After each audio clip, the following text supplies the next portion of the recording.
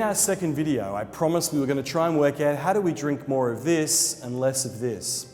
So there are a series of pieces of advice that I've tried to live and are making some attempts at moving self-discipline further up my character strengths list. The first is to know your weaknesses. And we all have weaknesses, whether they're snacks of potato chips or chocolate or technology like TikTok, Instagram or Snapchat, or the latest addictive game app. They all can have a similar effect on us. When we acknowledge our shortcomings, whatever they may be, too often people either try to pretend that their vulnerabilities don't exist or cover up the pitfalls of their lives. So own up to your flaws. You can't overcome them unless you do. And Jesus in his ministry would hold up a mirror of behaviors to those he was witnessing to, and he tried to help people see that their true selves. Eugene de Mazenod asked the people of Provence to learn who you are in the eyes of God, and that learning was important. The second was to remove temptations. Like the saying goes, out of sight, out of mind. It may seem silly, but the phrase offers a powerful advice. By simply removing your biggest temptations from your environment, you will greatly improve your self-discipline. And Jesus demonstrated this by removing himself at times from crowds at various aspects of his ministry to prepare for the temptations that were to come. Number 3 was to set clear goals and to have an execution plan. If you hope to achieve self-discipline, you must have a clear vision of what you hope to accomplish. And also, you must have an understanding of what success means to you. After all, if you don't know where you're going, it's easy to lose your way or to get sidetracked. That's why I set myself the goal of trying to walk to each of the AIC schools during the past few weeks, and I actually achieved a great sense of inner joy at the setting of that goal, even more than the achievement of it. But that was added joy. My 13-hour walk to Ipswich was a great chance for me to practice self-regulation, perseverance, and the appreciation of beauty and excellence in Ipswich. I had to balance preparation, sleep, proper water intake, and a pace that was sustainable. I kept the same pace for the entire 13 hours, even when I wanted to speed up or when I wanted to slow down.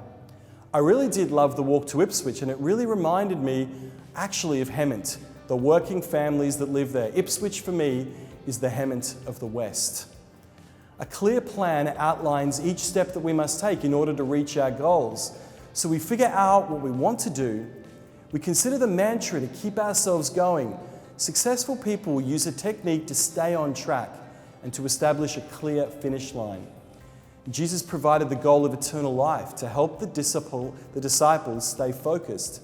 And their belief was that eternal life was available to all. We need to build our self-discipline. We weren't born with self-discipline. It's actually a learned behavior. And just like many other skills we want to master, it requires the ability to daily practice and repetition. We need to create new habits by keeping things simple. Acquiring self-discipline and working to instill new habits can feel daunting at first, especially if you focus on the entire task at hand. And to avoid feeling intimidated, we're asked to keep it simple, to break your goal down into small, doable steps. Instead of trying to change everything at once, focus on doing one thing consistently and master self-discipline with that goal in mind. I practiced my walking to reach 10,000 steps a day, and I've now happily done that for 400 days. Jesus invited his disciples not to be afraid, and 365 times in the Bible, he asked them to remember that. This avoidance of fear enabled the disciples to be free, to eat often and healthy, and clearly that is a great challenge for me. The feeling of being hangry, that angry, annoyed, irritated sensation you get when you're hungry, is real and can have a substantial impact on your willpower. Research has proven that low blood sugar often weakens a person's resolve, making you grumpy and pessimistic. I think there might be a few people who have seen that in me in the past and sometimes still in the present. When you're hungry, your ability to concentrate suffers and your brain doesn't function as well. Your self-control is likely to be weakened in all areas, including diet, exercise, work, and relationships. So fuel up on healthy snacks and regular meals to keep yourselves in check. Change your perception about willpower. If you think you can, or you think you cannot, you are probably right. Give yourselves a backup plan.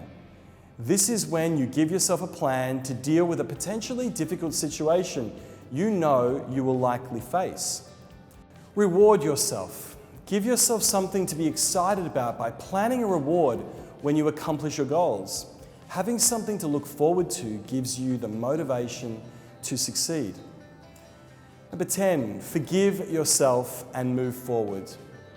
Even with all of your best intentions and your well-laid plans, we sometimes fall short. It happens. You will have ups and downs, great successes, and also dismal failures.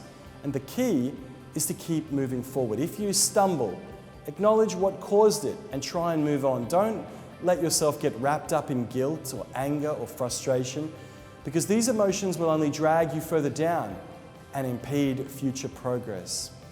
Learn from your missteps and forgive yourself. Then get your head back in the game and refocus on your goals.